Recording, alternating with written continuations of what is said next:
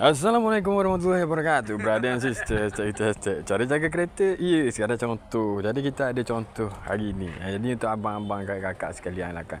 Seandainya anda mengharungi air banjir, cerita dia pasal air banjir lah kan. Kebanyakan kenderaan untuk model, tak kisahlah orang panggil issue kepala dia ke, komputer board dia ke. Okey, so cerita dia kat sini. Jadi cerita dia untuk kenderaan yang memang air dia melebihi paras buku lali. Ni panggil paras buku lali lah kan.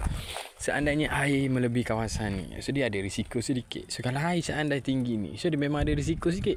Seandainya air, so memang tinggi macam ni kan. So nampak ni, kategori air cleaner ataupun penapis udara. So kalau kat sini seandainya airnya masuk, so dia boleh terjerumus ke dalam sana, membuatkan enjin anda kong. Satu masalah negara.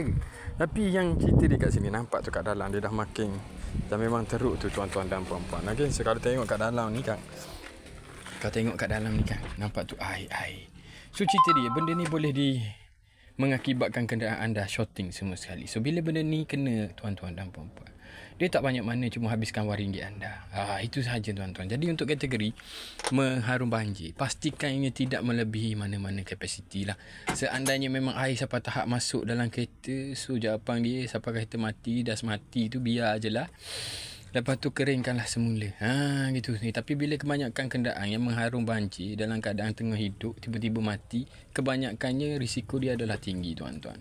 Risiko menghabiskan RM1 anda itu memang pasti. Namun yang penting berhati-hati jalan raya, elakkan banjir. Kalau air itu tanpa dalam, lupakanlah untuk mengharuminya. Gitu tuan-tuan dan puan-puan. Jadi selamat menservis kenderaan, elakkan banjir tuan-tuan untuk mengurangkan risiko habisnya RM1 anda.